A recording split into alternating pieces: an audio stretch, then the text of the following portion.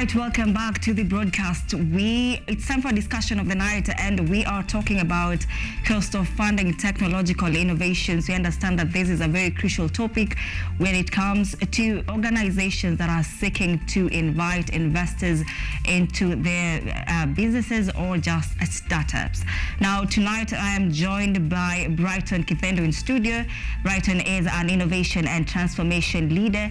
Is going to provide an insight to this conversation tonight. Karibu sana to KUTV, Brighton. Thank you. All right, now just to get us started, would you kindly now provide for us an overview of the most common funding sources and strategies that innovators can tap into? Thank you very much. So the sources of funding and strategies that innovators can tap into, I think largely depends on the stage where the investors are, the innovators are looking into finding those funding. So you'd find one of the most common ones, it's what we call bootstrapping. Basically, you're just putting in your capital, your own money, whether you and your co-founder or just yourself, and you'd want to see products that you're building with that capital growing to a level where we call product market fit. Just allows you to test on the product, understanding of the customers that you're targeting, and then once you get to a level where you know your customers, you know the product that you're having actually solves the problem that you're looking at, then now you can look for large-scale funding. Yeah. So that's one. Obviously, the other common one, especially in Kenya and African setting, is crowdfunding. And crowdfunding is largely coming from our typical Harambee spirit, where you source for funding from friends and family members. But now we're also seeing platforms that are coming to help people even fundraise, like Mchanga that most Kenyans actually use when they want to do donations for specific charities. But also... Before we go any further, maybe what are the pros and cons of this crowdfunding now that you've mentioned it? And maybe you can also tell us how can innovators maximize their chances of success in this area? Great. So an interesting thing is that we actually have a regulation by Capital Markets Authority that was passed in 2022, which was last year, that just guides how you, as investors and as businesses and innovators, can actually raise funds from family, friends, donations. Usually it's a preserve for small and medium enterprises, what we call MSMEs. And also one of the requirements is that it needs to have been in business for at least 2 years. So there's a bit of attraction that is in there. So that's from a regulatory perspective. But innovators can just go through that regulation from the CMA website. In terms of pros and cons, I say from a pros perspective is our culture is known to be a Changa culture, Harambee spirit. So you can actually mobilize your friends, your classmates, your peers, your colleagues to help you fund your business. Right. The cons around it is usually around the accountability. I think we've seen, not just in Kenya, but even across Africa, investment is still very, very skewed towards your indigenous investment instruments, like your real estates, the way they say kaploti, pale kamulu, and the likes. So when you're coming and say, have this technological idea, it's going to revolutionize the world, and you're asking your friends or your families to invest in it, there's usually a bit of hesitation because of the returns that they are not able to potentially see. So I think that is one of the biggest struggles that innovators have, and especially around crowdfunding. Unless, of course, it's just donations, like now for charity events where Kenyans mostly come through. You are talking about bootstrapping. Now we are talking about crowdfunding, and you were going on before I really interrupted. There are many others. So usually this is what you call pre-seed funding or seed funding. This is where you're just at idea stage. You're just thinking, how do I build this idea into a commercial business, a commercial product? And there are several other funding instruments that will come in.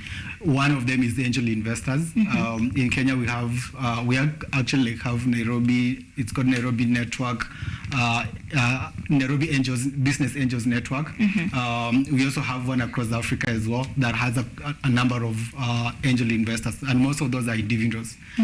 You believe in putting money in products and innovation that can scale. When you see this potential, you can actually go put in your money there and then work with the startups or work with the innovators to help them build that product. So we have angel investors, and there are very many across Kenya and across Africa. And those usually come at very early stage because they just help you to validate your product and the likes. We also have one of the traditional instrument called private equity, PEs. Yeah. From experience, PEs usually come in late funding or late stage businesses, usually traditional businesses where say a business is struggling and it needs recovery. So mostly they'll come in and pump in cash, where then in that case most of the instances they would want to have controlling stake. But we also have venture capital, which is a conversation that mostly tech startups, particularly in Kenya and across Africa, are always passionate about because that's where the action happens. And VCs, as we call them, they, unlike the Ps, they are long-term investors who invest in mostly in early stage and sometimes growth stage of businesses and ideas, and they do that mostly at equity. So I invest this amount of money to get a portion of the ownership of the business, and then I can actually help you grow that business with you over time. So that's one of the most common ones, right? Yeah. Now, Brighton, now that you're having this conversation, I understand that we did not tap into the importance of realizing how funding technological innovation is important. Maybe you can just tell us, how important is it for innovators now to really consider funding and funding their technological innovations? Great. So interesting, if you look at some of the researches that have been done over the years, whether locally or across board, like CB Insights and many others, when they look at information or data that speaks to the success or failures of startups or businesses, lack of funding or lack of sustainable funding, it's actually one of the reasons why most of the startups fail. And even in Kenya here, you'd hear a startup has raised funding, but they were not able to raise additional funding to sustain the operations or growth. So that is one of the main reason why they actually need funding, because it allows you to meet your operational expenses and also grow. You would also notice that most of the startups, one of the things that they have is we usually say they are pre-profit, and obviously what that means is when you're launching an innovation, a technological innovation, you may not necessarily reap up profits immediately. You will need some time to actually break even, what we call break even. Now, to do that, you obviously need to have that business still operating. And that's why you need funding to actually help you get through that. But the most critical reason why businesses, startups or innovators need funding, and particularly funders or investors, is because they don't just bring in the money. And particularly in the VC space or even angel investors, they don't just bring in money. They bring their skill sets. They bring their expertise. They help you build the business. And they become partners. So one of the reasons why most innovators will go in is just because I can trust you with your expertise to help me run this business. Yeah. Now, I also want to know how these sources for funding technological innovations differ. We've talked about bootstrapping, private equity, crowdfunding. Maybe you can tell us now how they differ in terms of criteria, expectations, and benefits as well. Great. So, the crowdfunding models mostly for small businesses and in the earlier stages. So whether you're raising from your friends or your families, or you're just using those crowdfunding platforms, they are as they are. The money being raised is largely small. I think Capital Markets Authority puts a limit to about 100 million Kenya shillings. But that's one of the things. When you go to VC or venture capital or private equity, they pump in as much cash as is needed. In some cases, hundreds of millions of dollars and the like. So that's that. Another significant difference is in terms of the tenor that funding comes. So you'd notice, for example, for the others we call hedge funds, though it's not very common in Kenya, but in developed markets like in US and other places, it's very common, where they invest money to recoup those high returns in the shortest term period possible. But others, like venture capital, for example, they would invest for like 7 years, 8 years, 10 years, 15 years, and just help you grow that business over that long period of time. So that's that. You'd notice, for example, also with angel investment and also venture capital, there are segmentations in there. So you'd find there's a venture capital firm that specializes on what we call impact funding. So we call them impact investors. So for them, theirs is mostly grants. They are not expecting to get returns in terms of what you consider ROI. They just need to see that the impact that they are looking and seeking from your innovation, you can be able to demonstrate that. But now other for-profit VCs or Ps, they are looking at that return on investment, and therefore they expect a multiple of the amount of money that they've put in, and sometimes for different periods of time. So there is that, and then there is also now what we call verticals in terms of industry segmentation. So there are those that specifically fund like education startups. There are those that fund healthcare. There are others that are very open to whichever business that comes.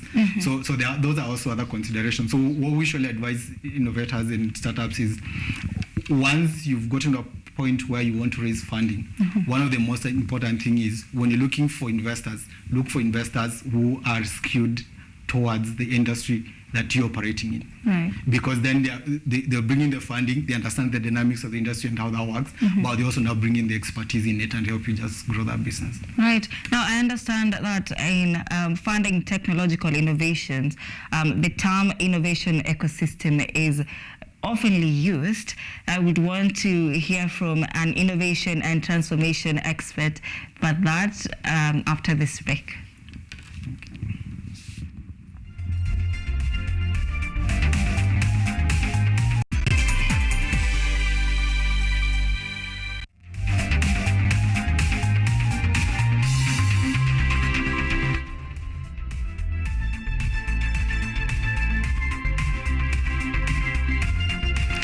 Welcome back to the broadcast. You're watching KUTV Primetime News. It is Money Monday, and our topic tonight is the cost of funding technological innovation. And before we went on that a short break, we were talking about innovation ecosystem, and this is a dynamic and collaborative environment where innovation can thrive. Now, Brighton, I would just want you to explain to us further what this concept of innovation ecosystem entails and how it also influences the funding of technological innovations. Thank you very much. So you can look at it in I would say, two angles. One of it being an ecosystem of practicing professionals in a particular area of interest where they come together and co-create. We have some of the communities in Kenya, for example. One I've been part of, like AI Kenya community, which is a community of artificial intelligence practitioners, researchers who work together and they co-create innovations and the likes. One of the other things that they do as a community, they also now partner with other institutions, other organizations, other startups, other venture builders, other investors who are interested in that space, and they can be able to actually fund innovations that are coming in there. They would, of course, organize like what you call hackathons, just basically giving a problem to developers or innovators in that community, so that they can solve for that, and then they would have funding given to those. So that's one of those, and there are many of those, like Internet of Things developer communities, and all the others, depending on whichever area of interest of a profession. There is also one which we call venture building communities, which are generally associations of, what we call like accelerators, incubators, entrepreneurs, investors, and the likes, who work together to enable innovations thrive. We'll bring in together all the relevant stakeholders, including even policymakers, to be able to create an environment that ensures that innovations thrive, but also the regulatory environment is actually building well. In Kenya, we have, like, for example, associations of startups and small businesses. It's called ASEC.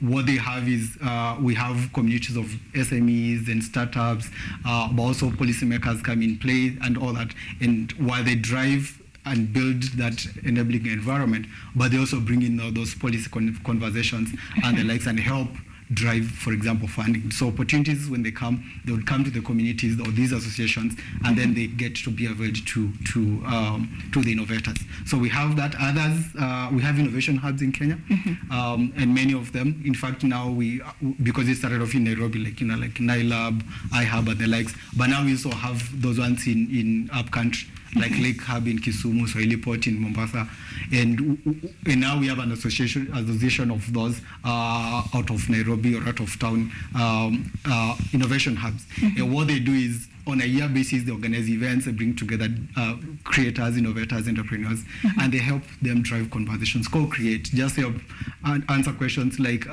what are you struggling with, how can we help? And they can be able to bring in all the different players and venture builders to help you drive and build innovations. And that also includes funding opportunities. Right, now that government is involved, what maybe is the process of applying for these grants and government bonds when seeking financial funding for technological innovations, and how easy is it to get this funding from the government? So I think a starting point is we have different agencies in the government currently what drive innovations but also drive commercialization of those. We have one like Kenya National Innovation Agency, something like that. And one of the things that they do is, if there are great ideas that are coming from different places in the country, they can actually be channeled to them, and they can now link those now to development and funding opportunities. I think constantly, I think the State Department for Small Businesses and the likes, if I remember, was it last year, but one, they had called out for applications for funding. So you make a proposition of ideas that you have. For example, your youth, you have this particular idea, and it went through vetting, and then eventually they awarded the winners around that. So there are different ways of doing it. There are those ways of going through, for example, the government innovation hubs that are currently being democratized across each of the county. But also now you can also go through like Kenya and the rest of the other state departments to be able to access these opportunities and this funding. Tell us about now the common challenges that are associated with securing funding for technological innovations now, just in general. In general. Yeah. I think one is lack of information or inadequate information. One of the conversations we constantly hear is, I have this great idea, I'm thinking of this, but I do not know how to go about funding. Whether it's coming from a techie who just knows how to code, but doesn't know how to venture into that. So one of the ways that we've been doing to help in that space is now do what now we call venture building. You have this idea, how do we actually help you build an enterprise out of it? Build the product, test with the market, the customers, and then you can actually now come in and to a point where you can actually raise funding, because you can prove, for example, path to profitability. You can demonstrate that you have a sustainable business model.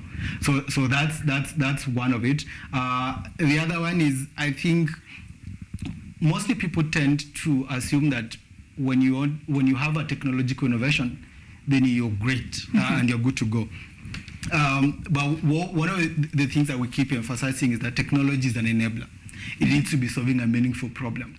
And when you're building and curating your story to get funding, for example, you need to actually tell how technology is helping solve that particular problem. It could be a problem of access to affordable education, so where the edutech space guys play, or affordable healthcare.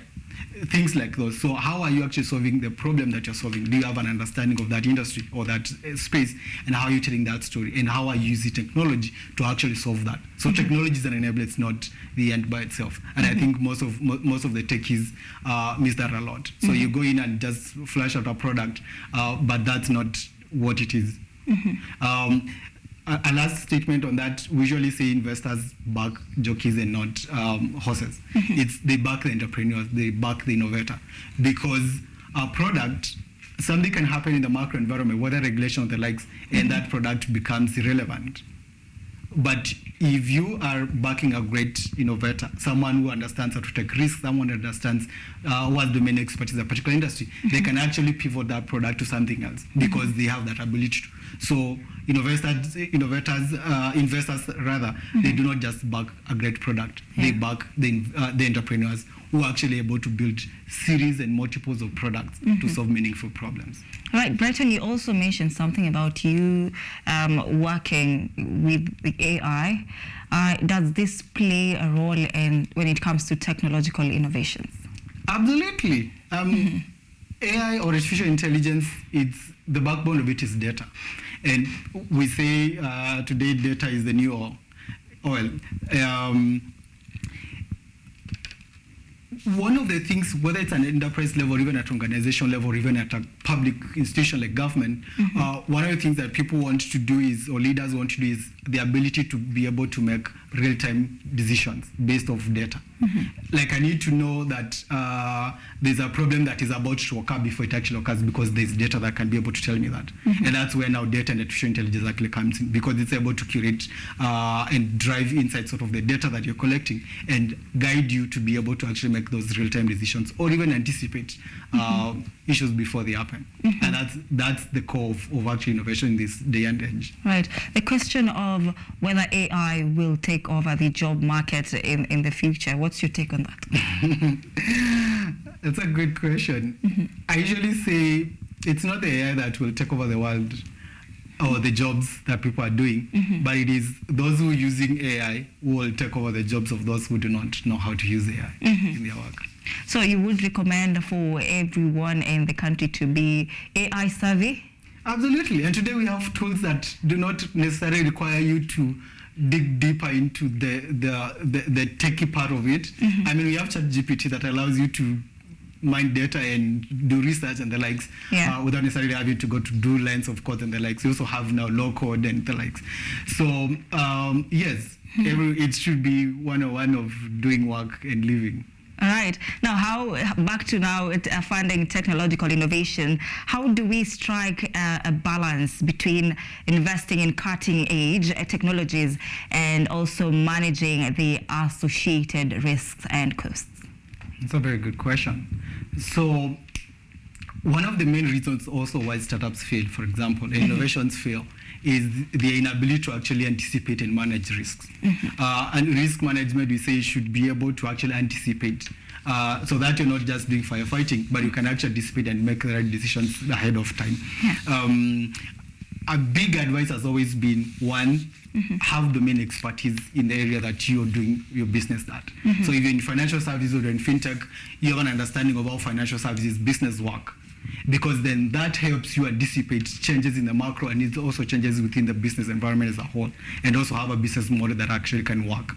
So that's a very key part. Obviously, the second one is also have a very good corporate governance, and it's one of the things that we keep emphasizing to particularly startups and small businesses. You need a governance body, and when you talk about governance, you're talking about you have policies in place that guide you how you do different things. You are able to cultivate a good culture within the organization that allows you to anticipate risks, to change when there are changes in the macro environment, but you also have a very good team of advisors, whether it's at the board level and the likes. So that's a very important piece that we usually would advise. So that then on one end you're running a business, but on the other side you're also making sure that all the gears that are needed to execute that strategy you have, they're actually in place. Corporate governance, good team and a great team, and a good culture within the organization, and obviously have tools that help you anticipate risks, manage those. We call them risk registers, for example. Right. Now, finally, and this should also act as your parting shot, maybe now for those companies or startups looking to attract investors or secure funding, what advice do you have for them? Okay. I think for a starting point is don't just rush into technology because it's a fancy thing. Like we are saying AI and machine learning, and everybody's like, I'm using AI and machine learning to do whatever it is that you're doing. I think the starting point, as I've mentioned, is are you solving a truly meaningful problem? Do you have a good understanding of the problem they're trying to solve? And then the next question is, what technology and how is that technology going to help me solve that problem? Now, when you're doing that, then it actually allows you to build a very compelling value proposition of a product or a series of products that you can actually be able to build an investor pitch or a pitch deck on and actually attract funding. So that's one. Have a very good, compelling story. We usually say that when you're a founder, for example, of a business, you should be a very good storyteller. You are able to weave around the problem, the solution, and the impact that you're going to create with what it is. On the other side, of course, just have general understanding of how to run a business. Bits of law and bits of governance, bits of technology as well, but just have that domain expertise across board. And if you don't, then hire a team that actually helps you to execute very well. Thank you so much. That is such an insightful conversation on funding technological innovation. Thank you so much for making time for us right here at KUTV. Thank you. All right. That is Brighton Kivendu. Brighton is an innovation and transformation leader. We are taking another short break at this point. Of course, so much more lined up for you, so stay with us.